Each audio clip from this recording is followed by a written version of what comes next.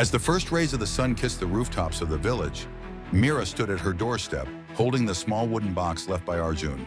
Her heart raced, not with fear, but with a strange, unspoken anticipation.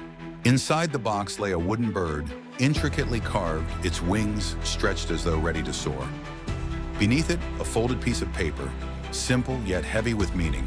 The note read, "To fly is to trust the wind. Will you trust me, Meera?" Meera's hands trembled as she traced the delicate lines of the bird. Trust. It was a word laden with hope, but also with fear. She glanced toward the distant hills where Arjun's workshop lay, her mind a whirl of questions. But before she could decide, a familiar voice broke her thoughts.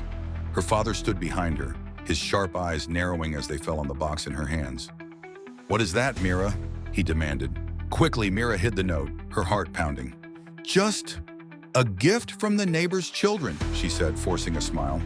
Her father's gaze lingered for a moment longer before he walked away, his footsteps heavy with suspicion. That evening, as the village prepared for a festival under the canopy of stars, Arjun waited at the edge of the banyan tree.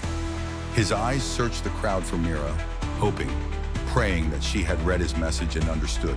Meera arrived dressed in a sari as bright as the lanterns above, but her steps were hesitant, her eyes darting between the crowd and the banyan tree. Would she take the leap of trust, or would the weight of her father's expectations hold her back?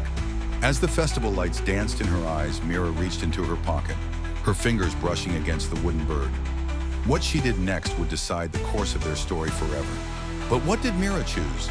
Did she meet Arjun under the banyan tree? Or did her fear keep her rooted where she stood? Find out in part 3 of Threads of Love.